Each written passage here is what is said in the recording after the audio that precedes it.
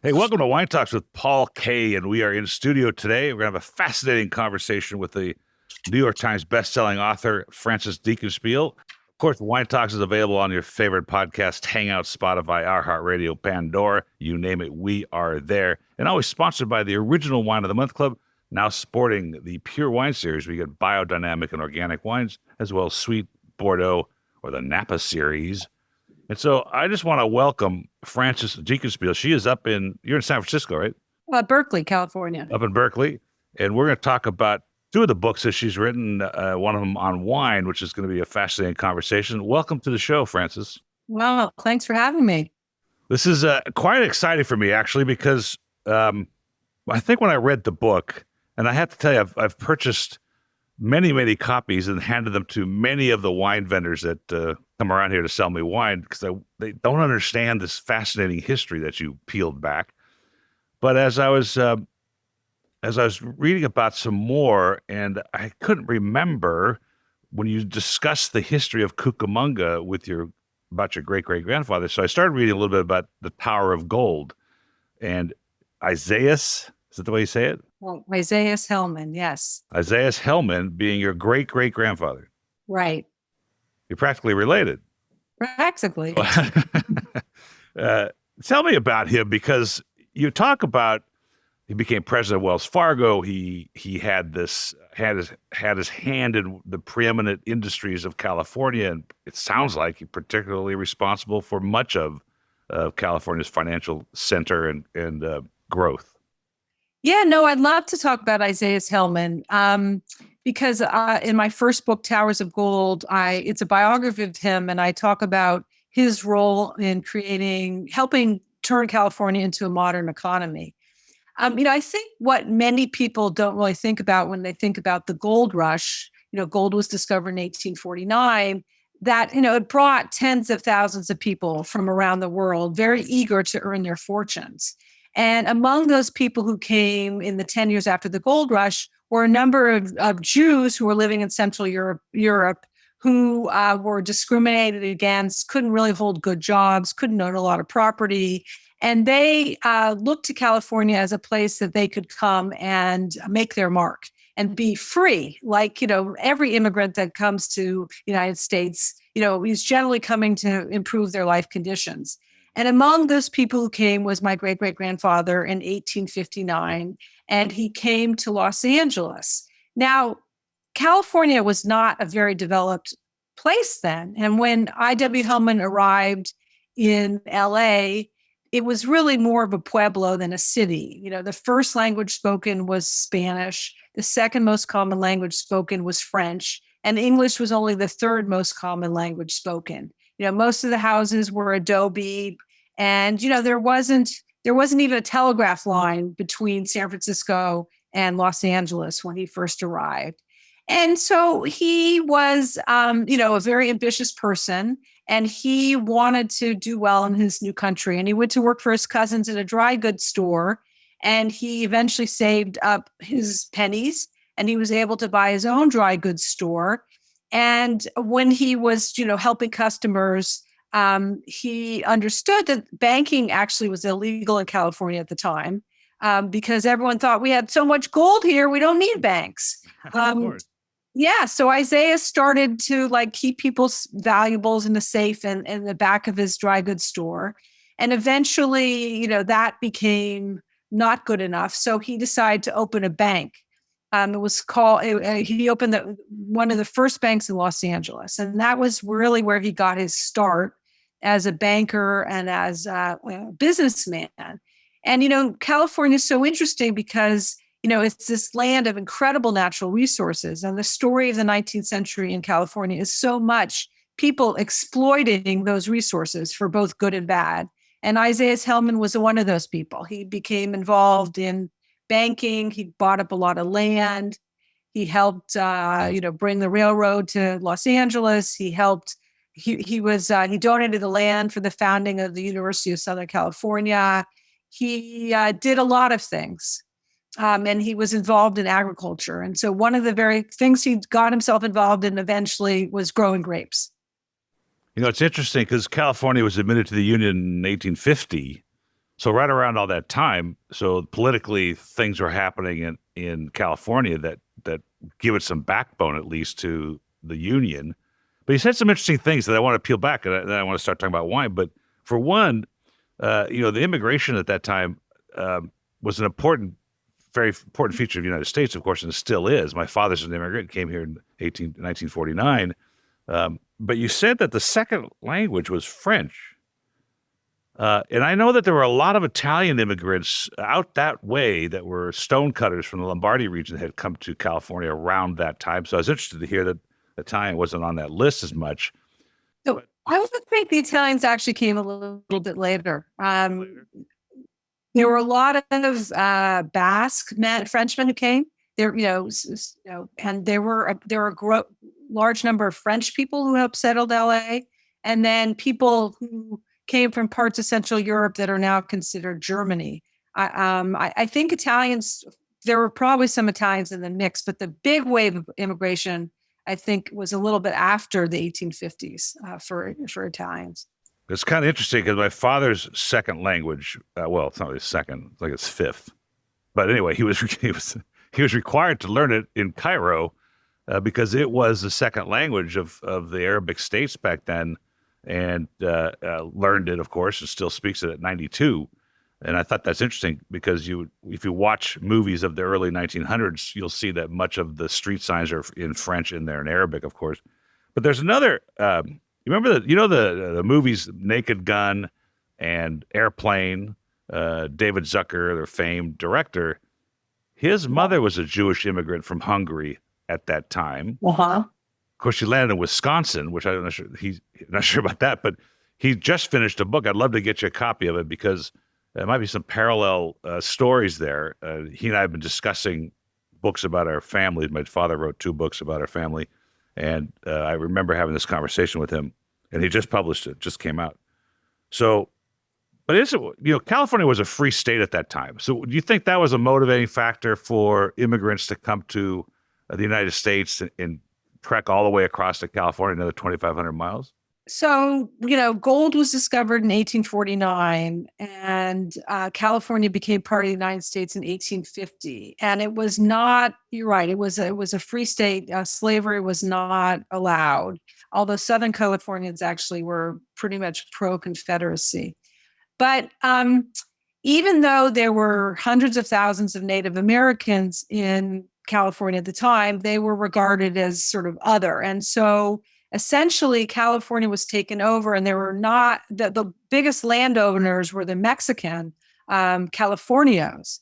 And California, the United States from the beginning sort of made those Californios prove that they owned the large ranchos, even though when they negotiated the Treaty of Guadalupe Hidalgo to end the Mexican-American War at that time, they originally said, okay, the Californios can keep the land that they already have, but it didn't really work out that way. So essentially what happened was nobody owned most of the land in California, and nobody owned the land in the gold fields. And so it was like this beacon, this cry, come to California. You can come, pan for gold wherever you want. No one's going to kick you off saying, this is my land.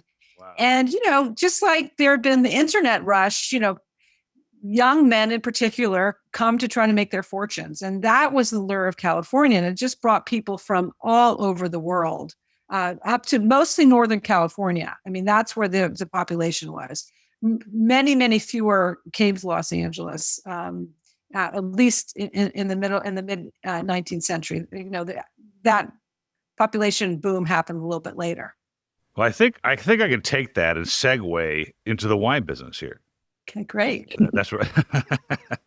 and the story is amazing, and we'll discuss it now. But in George Mardikian's book, who owned Omar Khayyam in San Francisco, the famed restaurant, he talks about the beginning of the restaurant trade in San Francisco in the 1840s, the 1850s, and that the wine consumption, even though there was wine in California and in Napa at that time, they generally, because they had the money, now that they were panning for gold and making money on gold, was French.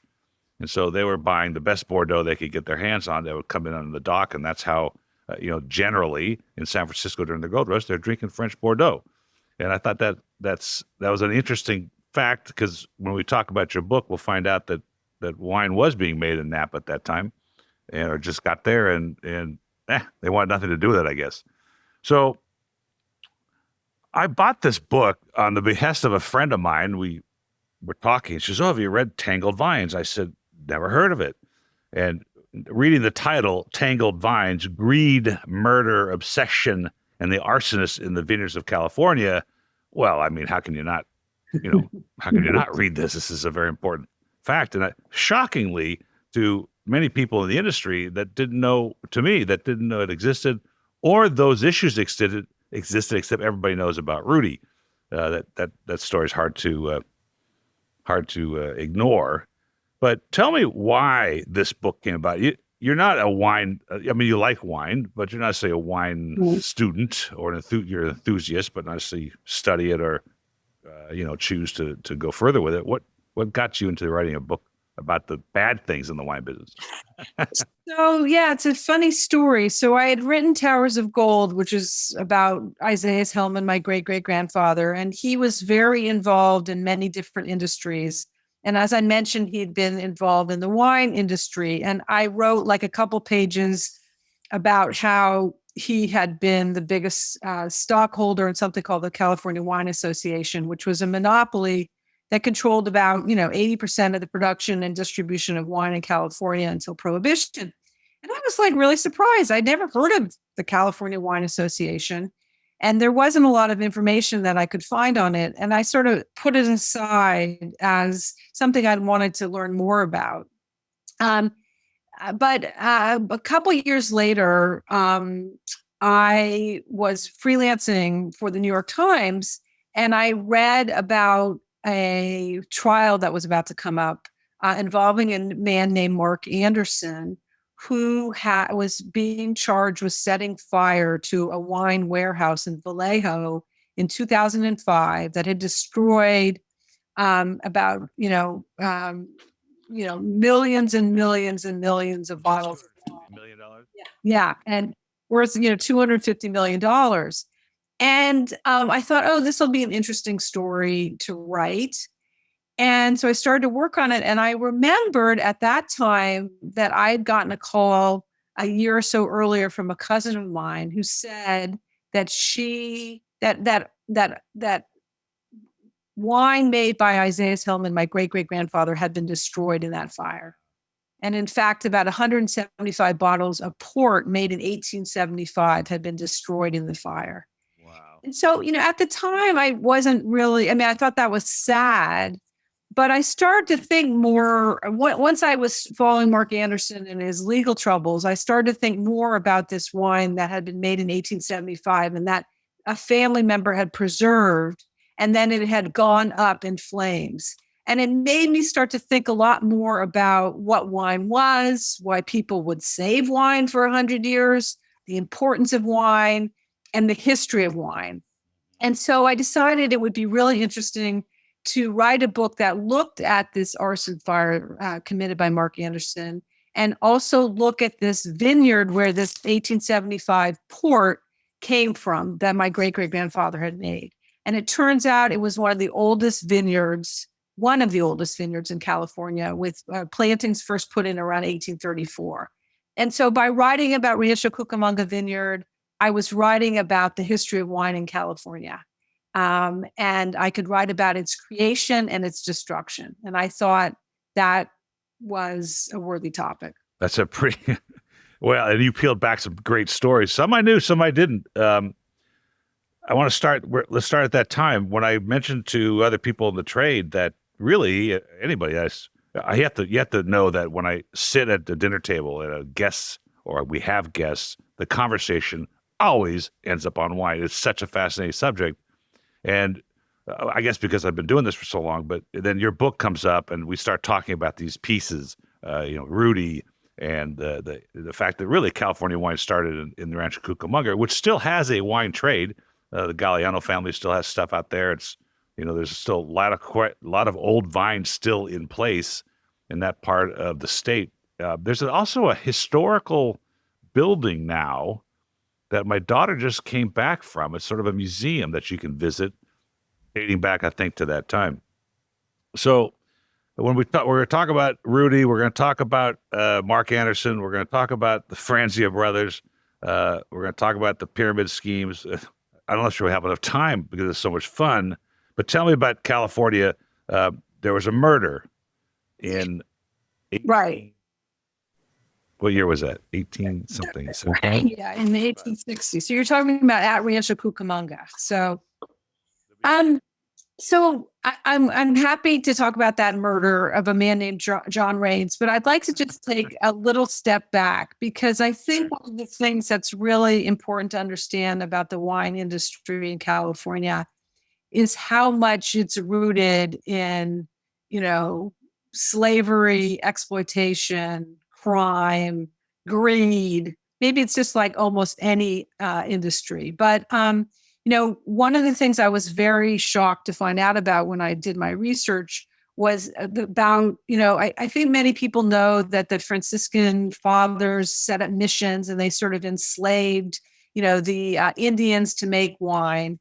But what I don't think most people know about is that when Americans got power in California, they were even worse to the Native Americans than the Franciscan fathers were in many ways. They sort of institutionalized almost indentured servitude, and they, forced many Native Americans to work in the vineyards. And I write about this in my book. But I think it's important because to note, because it's sort of a sad fact about this wonderful thing. I love wine. You love wine. It's endlessly fascinating. So, the fact that there was sort of ugliness to the wine industry continued. So, as I mentioned, I traced the history of this vineyard, Rancho Cucamonga, in the book, and it was bought after one of the original owners, California left, by a guy named John Raines, who was a very ambitious Yankee who wasn't in California. He was trying to be a good businessman, and he married a woman named Donna Maria Merced, who was the daughter of a Spanish ranch holder. And so he married a very wealthy woman, which allowed him to go buy land all around Southern California. And he realized that grapes were a great product. And so he really improved Rancho Cucamonga vineyard. And, he enlarged it. He brought in new varieties. And, but one day he went off to Los Angeles to take care of some other business. And he was, he disappeared. And he wasn't found, and it sort of sparked a huge manhunt for his body. And among the time that people were looking for John Raines, the newspapers were blaming his murder all on the Californios. There was a lot of racism involved. They just assumed that the Californios, who had been sort of stripped of a lot of their power and land by Americans, had killed John Raines. Anyway, John Raines' body was eventually found, and the Californios were blamed, and a number of people were lynched as a result of thinking they had killed John Raines. It was never proven. But nobody really knows who his murderer was, but there are some suspects. Anyway, what happened was his wife, was left with this rancho, but her husband had been on a buying spree and she had not known about it. And all of a sudden the bills came due and she could not pay to the taxes on Rancho Cucamonga. So unfortunately for her, it was sold at auction. And the man who bought it on the steps of the San Bernardino County courthouse in 1871 was my great-grandfather, Isaias Hellman. So he took advantage of her disadvantage. Well, I mean, look, I'm sorry, but this story about Dona Maria is not a whole lot different than today's stories in the wine business. It happens every day. It's a very difficult business to make money in, and it doesn't sound like it was any different than then. I want to touch on that for a second. Your great-great-grandfather, you said in the book, in the intro, that he was of a certain anonymity. And here he is at the steps of the courthouse buying at auction. You know, who would do that? Who would know that there's vineyards in Cucamonga when you're in LA, when it wasn't, down the street like it is today, and show up and say, yeah, I think, maybe there's some value here. We don't know. That takes some intelligence and some risk. I mean, it wasn't for free in the sense of what he was putting out. Did you find him?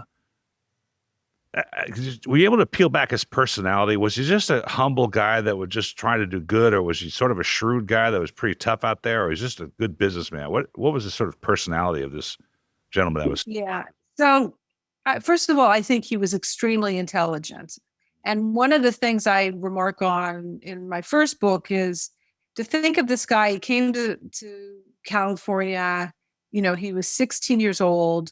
He'd actually gotten a halfway decent education, but he came from a family that was never allowed to prosper. His father was a weaver and wanted to go to sell like kitchen knives in his town, and the town council told him he couldn't because they were restricting Jews. So this guy got to California, and I like to think that he had all the pent-up ambitions of generations of Jewish men embodied in him. And so when he came to California, like a lot of 49ers, even though he came later than 1849, he was extremely ambitious and wanted to show that he had what it took to be successful. So he combined his shrewdness, his brilliance, with incredible business savvy. He was a very, very, very good businessman. And if I compare some of his actions to the actions of some of the other businessmen in Southern California at that time, he was less rapacious. He did buy up Rancho Cucamonga, but there were other men like his business partner, John Downey, who was a governor, who bought up many, many old ranchos and kicked people out. So, I don't think Hellman's has an unblemished record, but it's not as bad as other people's record. Actually, yeah. So in terms of, I think he was sort of a humble person. The other flip side of being a Jew was that he didn't want to be too public. So he always had partners who were not Jewish, and they would be the front people in his organization. And so he tried to stay in the background, at least in the beginning of his time in the United States. That changed later, but he didn't want to sort of, hold up his arm and say, look at me all the time. Well, I mean, I don't think it's taking advantage of people when you stand, he goes to auction. When you're taking advantage of someone if you leverage them before the auction, but once it's right. You're right. He did not. There were many people who lent money to the rancho owners at incredible interest rates, and that was Hellman. In fact, that was one of the reasons he wanted to start a bank, was to be able to offer capital at a reasonable interest rate. So what did he do with it once he got it? He knew nothing about wine at the time, I'm assuming. Yeah, no, he didn't buy it for the wine. So he actually had purchased the rancho along with some other businessmen in San Francisco, and they divided it up and they sold it off to different interests. Some people to develop, and actually within a very short period of time, he made back all the money he had spent to acquire the rancho. But it took a very long time to It wasn't like today where you make a housing development. I mean, they did try to make housing, but it was over a very long period of time, and they had some water issues. They actually weren't that successful in developing Rancho Cucamonga. That was actually not one of his big successes. Well, it's pretty popular now. So yeah, it's very popular. Well, let's take a right to Mark Anderson, since we can link the discussion about making the port and the Angelica and it being burned. He had these fascinating bottles of wine that were stored by this Mark Anderson. Mark Anderson, as you wrote about, was sort of a shyster. And somebody asked me the question the other day, who was it? I said, he's sort of one of those guys that lied so much that he started to believe himself until it all culminated at some point where he just, he couldn't hold it together.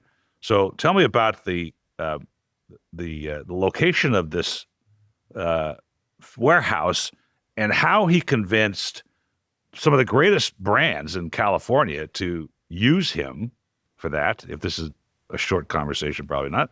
And then we'll talk about what he did with it. Right. Okay. Yeah. So, I mean, you mentioned Rudy, and you're just calling him by his first name. So I guess Sorry. uh, your listeners know Rudy Kurniawan. Well, he was right here down the street. What's he? Yeah. Well, Mark is in Terminal Island, so he's not that far from you. Oh, that's right. Yeah, that's right. So Mark Anderson was a guy who was actually born in Berkeley. He lived in Sausalito. He made a living as a photographer, and I don't think he made a great living. And he was really into wine. He said he found out about wine when he went to Japan, and he met a bunch of Japanese businessmen who spent a lot of money on wine, and they would come to California and Mark would help them go wine tasting. And it was something Mark had done always, from a young age. He talked about days of going up to the Mondavis when, there was no winery, and he would they get jugs of wine. And, he was a part of the blossoming of the California wine industry in Northern California. Anyway, he says, and I don't know how much of this is true, that he started as a favor to store wine for his Japanese businessmen friends. And he decided to turn that into a business. And so he ran something called Sausalito Cellars, where he advertised great, temperature controlled storage for wine. And he started to get a lot of people who stored their wine with him. And after a certain period of time, Mark Anderson started to sell his clients wine. He decided he could make more money selling the wine rather than storing it. And he was able to do this because a lot of people put wine into storage for a long time for investment sakes or aging sakes or whatever. And so, Mark started to do this, and he eventually moved his operation to a big wine warehouse in Vallejo, California, which is about 15 miles south of Napa. It was Wine Central, it was called, and it was started as a huge, place to store wine. And around this time, some of Mark Anderson's customers asked for their wine back, and Mark made a lot of excuses. And, he always had a crazy, far-fetched reason why he couldn't, give the customers back their wine. And so eventually the police got involved, and, they started to look at Mark for embezzling this wine. And so what happened was, I guess Mark got a little nervous. He was very narcissistic. He was very convinced of his invincibility. Not to interrupt you. How did you get to him? You interviewed him. I did interview him. And where did you do that? Well, I told you I was writing the story for the New York Times, and I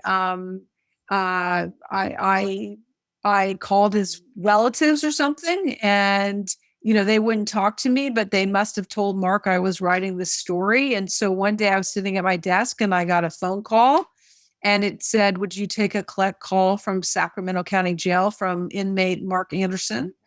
And I said, "Of course." Wow. And so that was the beginning of a lengthy correspondence between Mark and myself that continued for a number of years. And, Mark is a very smart, congenial guy who tells great stories. You would have him to one of your dinner parties. Yeah, I'll put him on the show. Yeah, I'm sure he'd be interested. And he'd tell you everything I'm saying is incorrect, because he has a very complicated explanation for why he wasn't involved in this wine arson fire. Well, it seems like that kind of guy would want to tell the story because he's going to have to either clear it up or make up some new rules or make up some new things. And so why wouldn't he talk to you? And why wouldn't he get to tell the story? It's another public forum. And he was in the Sacramento jail, not at Terminal Island yet. He was in transition at that point. Were they still arraigned? No, he was still waiting for trial. So you say why wouldn't he want to tell a story? Well, one of the things you learn about when people are telling the truth, sometimes they'll do a lot of talking, but they won't answer any specific questions. And that's what Mark was about. I would ask him about something, and he'd tell me a great, how he drank, incredible Wargos at this event or that event. But he would never talk about, did he set fire to the wine warehouse and destroy all that wine? He's still to this day, even though he pleaded guilty, He still to this day denies that he did it. That's phenomenal. Well, that's the kind of guy. You had said something earlier about some of these stories that we're talking about, because the wine industry is a glamorous industry. It's a difficult industry to make money in, but it certainly attracts, intellect, and it attracts the conversation. And if you really liked wine, and he was going to Japan, if that was true, and he was able to experience this, the really glamorous part of the business. It's almost like being a stewardess or a pilot or a steward. You don't make a lot of money, but you sure get to hang out with some pretty cool people and be part of the scene. And if you're drinking the rarest Burgundies and Bordeaux's with guys from Japan, yeah, you got to feel like you're doing pretty well, and it's a pretty cool thing to be doing. So you talk about when people started to realize this was a problem, because he had been storing some of these great vintages, some verticals from some amazing wineries like Chapelet and things like that. And then they're asking for the wines back, and they're opening the wood cases, and they're showing, Glen Ellen Chardonnay at that time, which is, fighting varietal type wine. Is that basically how it came to the head, how it came to the surface for people to start asking questions? Yeah, exactly. Yeah, people would ask for their wine back, and then Mark would say, "Oh, you know what? I actually gave you some boxes back." Or he would return a wooden box, and someone would open it and find that it was actually glued shut, and open it up and see that there were very different wines inside. And so they would complain. But, pursuing wine theft and wine crime, I cannot say is on the highest list for police agencies. I mean, this is one of the fundamental issues in the wine business still today. It's nobody is really guarding what's going on, and which is what allows wine crime to happen. And, maybe the world has gotten slightly more aware of it, but, a lot of it occurs because there's no one central police agency looking into this. It happens a variety of ways, from, putting cheap wine in bottles and labeling it something different, to stealing from wine warehouses, to doing something like what Rudy Kurniawan did, which is, really excellent, fraud. He's back on. I don't want to jump there yet, because I want to manage this time a little bit. But you were talking about, I just lost my train of thought. We'll jump to Rudy. He's back out, and he must be back home. This is Rudy. How did you say the last name? Kurniawan. And he's. I looked at his Facebook page, and it's kind of disgusting. Some of the stuff he posted. He doesn't seem to have any remorse over what he had done. And for the listeners, he's the guy that feigned famous chateaus, Bordeaux, and Burgundies, and had a formula to make something taste like somebody who doesn't know the difference, feel like this is what it is. In other words, if you're going to fake a 47 Burgundy, what would that taste like? And he had created a formula for that, and was able to fool a lot of people for a long time, selling these rare vintages through auction houses and maybe restaurants and other things. But he doesn't seem to have any remorse on his web page, and it doesn't sound like he's going to do it again, but it sounds like, didn't work out. I paid my time. I'm good. Well, it sounds like he's got a criminal sensibility, and, that's the price to pay. He went to jail for 7 years, was it? Yeah, right. Goopy was, Mark Anderson has a much longer sentence, 38 years or something. He's not getting out for a long, long time. But that one, what he did, it warrants that. I know I was going to say, when you go to San Francisco, actually, we stayed at the Brothers Lighthouse, which is off of in the Richmond Bay. It's closer to the east side, I guess. East Bay. Is that on an island you're talking about? An island, yes. Yeah. That's right across from Winehaven. That's it. Yes. The large brick building, which I was telling my wife, okay, let's stop here. I'll climb over the fence. I gotta figure out what this thing is. I'd heard about it. But that was post-earthquake, right? That's why it was built. So that was built by the California Wine Association, which I mentioned at the beginning of the talk. which was a monopoly that developed after there was a big depression in wine and grape prices in 1894. A bunch of big wine houses came together and they formed this monopoly, and they owned all these different properties in San Francisco where they would store, in those days they stored wine in, enormous vats, and they blended it all and they sent it out in barrels and pipes and stuff like that. And during the 1906 earthquake, a lot of those casks fell apart. A lot of those buildings were burned. And so the California Wine Association decided to build, a central processing place. And they built in Point Richmond across from San Francisco, and it became the largest winery in the world. And it looked like a medieval castle. It was like a city-state. People from Italy would emigrate directly to Winehaven. They had schools, they had cabins, they had, train tracks running right into Winehaven, bringing grapes from Napa and all over. And so my relative, Isaias Hellman, was on the board of the California Wine Association, along with people like Henry Huntington and stuff like that. So, this was one of the reasons I wanted to write the story, was that he was involved in the creation of this monopoly. And they bought up, wine from wineries and vineyards all up and down the state of California. And at its peak, they controlled about 80% of the production and the distribution of wine in California. So this Winehaven was like the symbol of their greatness, their grandness. Well, it's a beautiful structure, and I don't know that anybody knows the story that's down in Southern California that sells wine. I think it's an important story because when you drive to get there, we were going to this small harbor, and I can't remember the name of it now, to get on the boat to go to Brothers Lighthouse. Mm-hmm. And there was sort of a community room there, and it was locked, but I wanted to go in. And so we're waiting for the bus taxi. There's these listing home boats, boat homes, listing in the water. People are living in them. And apparently they have this community room. And Earl was working that day, my friend Earl.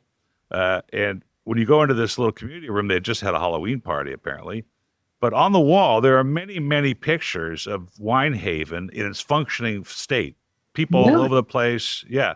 And I was looking at it going, okay, I got to figure this thing out. And I hadn't read your book yet, and that it came up in the book. Anecdotally, Earl helped us get a couple of drinks. Turns out he doesn't work there. He's just watching a football game.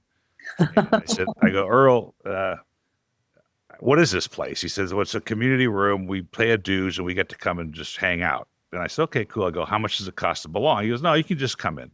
So he poured a couple of drinks, gave us a couple of beers, and I threw him a $100 bill. I said, whatever, I think we had 4 drinks.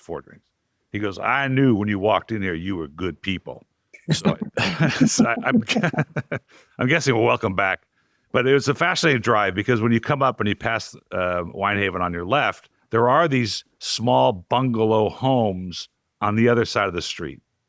Were those housing then? Yeah. So, of course, Winehaven went out of business with Prohibition, right? Yes. So it sort of sat idle until World War II when the U.S. Navy bought it and turned it into a fuel depot. And they converted a lot of those homes into housing for naval officers. And then they built some other stuff as well. But the Navy pulled out many years ago, and it's owned by the city of Richmond now. And it is a contentious spot. The city of Richmond has just approved some development on the land, like about 1,400 houses. And it's right on the bay. And so many people want it just to be a park. But, the city council says you need the development in order to repair these historic buildings, which are still standing, but need millions of dollars in seismic upgrades. So anyway, I don't know what ultimately will be happening there, but, they're still trying to figure it out. The slow grind of progress, particularly when you have old buildings with a beautiful view, but man, what a shame to lose something like that. You couldn't turn it into something else, repurpose it into something successful, though it's not that easy to get to either. It's sort of no, it's not. Yeah. So I'm going to go back to Rudy just for a second. One fascinating point that you made in the book, or one event when he was in, I think, New York. And and this is the part that goes back to this glamour of this industry. I mean, here's this guy, whatever his background was, he's in New York, he's at a table, he's drinking some of the most phenomenal vintages ever produced, or at least ever coveted by wine enthusiasts. And he asked the maitre d' for the empty bottles. And Yes. when would you? I was like, that's sort of brilliant to a certain extent, because that's not an unusual thing to do to a maitre d' when you've opened a fine wine, is to keep the bottle for posterity's sakes. I've had people do it here. So here he now has access to what exactly these labels might look like, and recreates them. So, right. Well, so Rudy got himself involved with a group of, very, very rich men, some of them sort of young men out to prove themselves, who would always try to sort of, bring these incredible bottles of wines to taste together at a lunch or a dinner. And, it wasn't always just Rudy bringing wine, but it was these other people. And yeah, Rudy would ask for the empties to be sent back to his house. And then that enabled him to sort of make his fake concoctions and resell those bottles, and then just try to just figure out how to put in a cork and a foil over it in order to, make it look like a real bottle. And so, he did that a lot, and he got away with it for a lot. His downfall came when he had offered up to Acker Merrill, an auction house, 2 bottles of wine made by a French winemaker named Lawrence Ponce, I guess, Ponceau. And Lawrence heard about it. He flew to the U.S. and he told Acker Merrill, I didn't make those wines, because it was a year that they never made wines. And he sort of, made Acker Merrill pull those wines from the auction. But that was really the beginning of the unraveling of Rudy Kurniawan. And it didn't hurt that he had sold a bunch of bottles to William Koch, who is part of the very rich Koch family. And Koch was determined to uncover fraud in the wine business. And he spent millions of dollars hiring detectives to figure out what Rudy was doing. And I think actually, if that hadn't happened, the FBI would never have come down on him, because Koch did so much of the groundwork. But it was, I think it was really important, because it blew apart, this secret world that still exists of, people, wine crime, wine fraud, and that kind of thing. Well, going back to your comment that there's no central agency that's going to bother, and okay, so he spoofed a couple of people, and who cares at that point, unless somebody like Koch got involved and decided to really push harder. Because I don't know if it's in your book, there's a picture of his house, which was here in Arcadia. Mm-hmm. Or did I see it somewhere else? And he's got the formulas are out there. And I just thought of something too. And I saw a picture. It was on his Facebook page. Well, somebody on his Facebook page recently asked him, like, "Hey, what do you got for a 47, a Pomar? What can I put together? How?" No, it's very funny. And I don't know if the guy's joking or not, but in his picture, I realized in this picture on this Facebook page that not only do you have to fake the character, which I suppose, you could probably, somebody, good winemaker could do that, but you got to fake the paper for the labels. You got to fake the ink. You got to fake the age. But how do you find a cork that you probably have to, put the name on, right? Well, he'd probably find old corks and, burn off the age, or he'd find newer corks and try to age them and then put the name of the winery on it. He tried everything. When the feds raided his house in Arcadia, they got into the kitchen and all the windows were covered with aluminum foil, and they found bottles on the floor, bottles in the sinks, corks and stamps and, labels all throughout the house. He was a forging factory. Yeah. It was funny, the foil on the windows. We had some property in Paso Robles. I thought I was going to plant and retire and be a wine guy up there, which is not my style. But one of the conditions on the title was that you couldn't put foil on the windows. I wonder if it was leading to, feigning wines. It's a very big problem still. And there are now labeling security methods that they're using I've seen a couple come through here that some of the first growth houses might be using. I still don't know how that really works. Somebody just fakes, that too. I don't know. I haven't peeled it back enough, but I have had people come here because we make wine here and ask if I'm interested in protecting the brands. And my brands are not worth protecting at that extra expense. But interesting stuff. All right, let's have some fun with my friends, the Franzias. Know them well. Their company's called Classic Wines here in Southern California. They sell a lot of wine, and it's an interesting progression for them.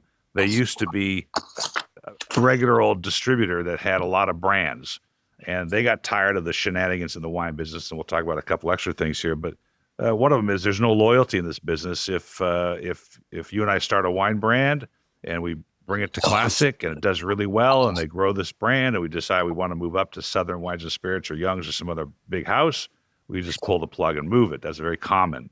And so the Franzias were tired of losing their brand, so they scaled their book down to just the stuff they owned, and so that no one could pull the plug. They've actually built it back up now. But when my father was traveling to Napa in 1974, he stopped at Sutter Home and had a conversation with Bob Trinchero, standing behind the booth, the tasting room there. It was only my father and him, and he says, I got this pink wine here that we don't know what to do with. Tells him the story about it. Trying to make a dry rosé, ends up being sweet. And my dad tastes it with them, and they go, yeah, this entry-level wine. People might convert some non-wine drinkers to drinking wine, and thus was born the great white Zinfandel craze. There wasn't enough Zinfandel around to support the volume, I guess. No, and there wasn't enough Zinfandel around, and you may be friends with certain Franzias that are very wonderful people, but Fred Franzia. I didn't say that. Fred Franzia owned a bunch of, great vineyards, and he wanted to capture, the wine Zinfandel craze, but unfortunately he didn't have enough of those grapes.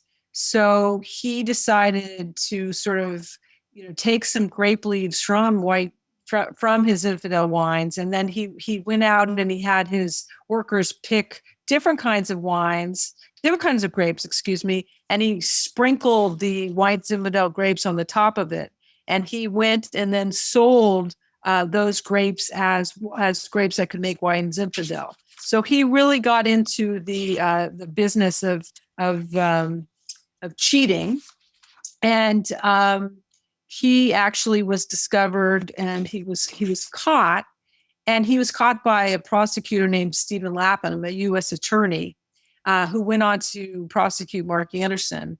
But Fred Franzia, agreed to pay. Well, Bronco Wines was his company, Rancho, which is still around, by the way. Yeah, a $2.5 million fine for misrepresenting 5,000 tons of Grenache and Colombard grapes as Zinfandel. So, he only paid a $500,000 fine for this. The Stephen Lapham, the U.S. attorney, had wanted to send Franzia to jail. But Franzia convinced Lapham that Bronco Wines was such a big employer in the small town of Ceres in the Central Valley, that the valley would, suffer economically if Franzia was sent to jail. So Lapham didn't pursue jail time, and Fred went off to make buy $2 Chuck and make a whole nother fortune. Exactly. That's something Lapham is sorry about, but Fred got the last laugh on that one. Well, his rep comes around, and I like her very much, but I tell her this story, and she's like, well, we're never told that story. I go, of course you're not told that story, because it's a felony at what he was doing, and that's a serious offense, and he got away, rather unchecked, really, for that kind of fine, considering that's probably a month's worth of sales of, not even a month, probably a few weeks worth of sales of $2 Chuck at this point. Well, he tried to get a pardon from George Bush, but it didn't work. But maybe he should be trying Donald Trump right now. Maybe, yeah, he's got a few days left, but he can do it. It's interesting, too, because for the listeners and a lot of wine people, ampelography, which is the study of grape leaves and how different they are, and that had to be what eventually, busted him, exposed him, because when you put Zinfandel leaves on top of Grenache, the Grenache leaves are going to be different. And there's a trained eye would see that immediately. But if you're sort of just, look, I'm making wine, pass it through here, no problem. And I think it's a problem today. And this is one of the reasons I started this podcast, was to have these conversations with people like you and winemakers throughout the world, to show the consumer that there are real stories and there are real value to real wine. And one of the problems we're having is this Groupon mentality and this coupon groups that bring in wines from Europe, literally €1 per liter wines. I mean, that's like, 85 cents inside the bottle. Who knows what's in them? I mean, really, Right. Franzia's story could be every day for all we know, because no one's going to check, the DNA of a 20,000 liter Tetra Tech of white wine from Spain. It's just not going to happen. And so I'm trying to bring out the stories, talk to people that are in the know, to not expose. I don't try to call anybody out. I just want people to understand, if you're going to buy $3 wine from Groupon, you're probably going to get a $3 wine, and maybe it's not even what they're telling you it is. We don't know that for sure, but Well, I think you're right. I think wine, though, is intimidating for the average consumer. And I mean, that's an issue the wine business has had forever. And, it's great to establish a relationship with a local wine store or a local restaurant, and you tell them what you think you like, and they can help you find wines that you like. And then you can learn more about wines. And then you won't want to drink that €85 liter wine from Spain, because it's awful and it tastes awful. what is the temperature, the restaurant situation? Well, I guess it's California, so it's the same as down here. There's no outdoor dining, no indoor dining in Berkeley. No outdoor dining, same as in Los Angeles. It's Right. devastating. Yeah, it's really hard. So what's happened, and it goes to your point you just made, what's happened, of course, no restaurants are buying. Many wineries, if you and I started a winery, the same winery we started last time, we would end up trying to go to restaurants to get this sort of annuity from a restaurant list. In other words, I don't have to make a sales call again to get the next sale. You do here, Wine of the Month Club, because I buy lots at a time. But if you get your wine on a list at a restaurant, they're just going to call you and say, please send me 5, 10 more cases. And that's gone. And it's been gone for many months. And those wineries are suffering. Some of the real boutique wineries are suffering greatly. The larger wineries that had a library to resell, or a distribution through their own e-commerce sites, because they actually had embraced that. But most wineries don't, the small ones. So they're out looking for retail, guys like me, liquor stores and wine shops.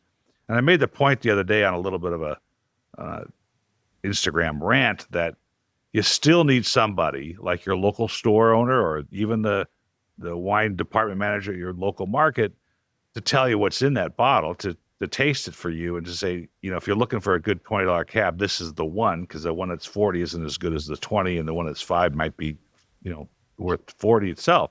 So it still doesn't change the value of somebody prospecting for you, and I don't like the word curating, but curating wines that you might see on the shelf. And it's important. There's an interesting comment made when we were up in Napa last. We were there twice during the COVID, actually, doing some podcasting, and we stopped at Oxbow, a great food court, and had a conversation with the young lady from the Napa Valley Register. And she was sort of trying to find out this is just before COVID, so it was like February or January, and her question was so timely, and maybe the message didn't get across soon enough. But she said, what can we do as wineries that would help us sell some more wine? Of course, I knew the answer to that. I would write a book and move on. But she says, we're just learning how to chat here, like use a chat button. Uh-huh. And I started thinking, I said, they're farmers. I mean, really, they're farmers. If you own soup to nuts, the winery on your own. And so, I'm not sure I understand how to put a customer service rep in front of a monitor and wait for the sound to go off that there's a chat to answer. That's sort of a tall order. And that is certainly a tall order for family-owned wineries that, don't have a lot of employees and backing. And yeah, I think you really, really have to hustle, and it's hard to build your brand. And you were talking about brand loyalty in another context, but I think it is very difficult for people to be consistent about, you don't always going to want to buy one brand of wine forever. So it's really, really difficult. And I'm sure now I can't imagine how difficult it is. And of course, in California, Northern California, we've had all these fires the last couple of years too, which has further decimated, the wine business up here. And so, we were chased out of Forestville. What? Last time we were up, we were literally chased out of Forestville.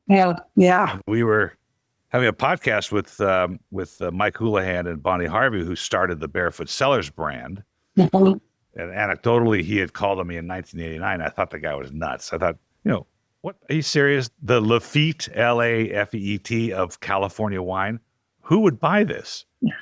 And he ends up building this big brand and selling, one of the biggest brands in America, and sells it to Gallo, 40 years later. But we were up in Forestville. We got kind of chased out of there during the fires, and we came back up for the second level of fires. And I think, besides COVID shutting down so many wineries' sales ability, the 2020 vintage for most of North Napa is worthless. Yeah. Though I have seen on my inbox a lot of smoke tainted grapes. They're not for sale now, but they were. Really? People were actually. Well, that's really interesting. Yeah. For distillate, though. Oh, okay. So if you're thinking, and I would love to taste this because Scotch is smoked, the peat is smoked, the mezcal is smoked. Well, what would happen if you crushed a smoked grape and distilled it? Might be kind of interesting. Well, certainly after the warehouse fire that I write about in Tangled Vines, some people who had, wine that had been superheated by the fire stripped off the labels and sold it, with a different label. And, that wasn't supposed to happen. The feds tried to crush all the wine and get rid of it, but it didn't. It wasn't smoke tainted the same way, but it was heated. Is that desperate? Well, not everyone. One of the issues, of course, was not many people didn't have insurance because, they had insurance for their wine when it was at the at the winery, but they moved it to this wine warehouse, and a lot of the insurance companies said, "Oh, it's not at the winery; it's somewhere else. You didn't buy insurance for having your wine offsite, so we're not going to pay you for the loss of that wine." Wow. Yeah. Was he bonded? Do you know? Do you remember Mark Anderson? He probably not. Knowing. No, Mark. No, I don't think Mark was bonded. Yeah, so that'd be another insurance hook. It's not even at a bonded winery, which is illegal storage generally. I mean, interesting. Well, we're approaching an hour here, and I don't want to take any more of your time. I think I want to do this again, and peel back a couple more stories and peel back a little bit more about what you think's coming up in the future for this industry and what we're going to do once we figure all these. Once we get through this COVID and understand, where it lands. I will tell you one thing. They are drinking more wine. There's no question about that. I can say COVID-19, and I tell my staff every day that how lucky you are to be in an industry by accident that, actually performed during COVID and you don't have to worry about paying the bills.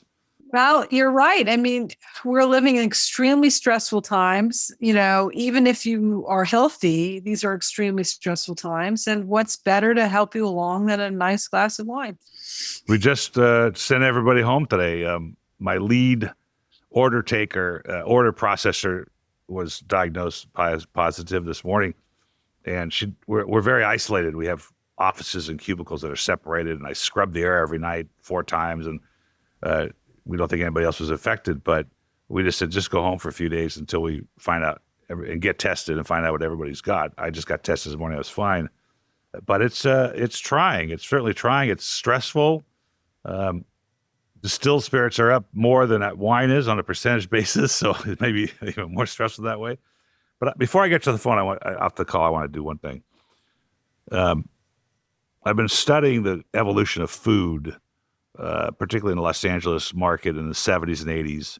And all of that started with Chez Panisse, sort of coming out of the French style out of New York and trying to sort of challenge that in the Nouvelle cuisine. Are you familiar with the story, or do you know? Oh, absolutely. I'm a journalist in Berkeley. I'm Chez Panisse So you in would Berkeley. know. So yes, of course. Yeah. I think that's what we're going to talk about next. I've had these great stories with some amazing restaurateurs in Los Angeles, including in New York. And I want to sort of discuss that with you. It'd be a lot of fun. Great. Thank you so much for today and recollecting this fabulous story and about how difficult our business is and corrupt. So we appreciate that. Yeah. Cheerful. Well, thank you, Paul. Thank you for all you do. Thank you for inviting me on. And I appreciate it. See you soon. Cheers. Okay. Great. Bye. All right. You good?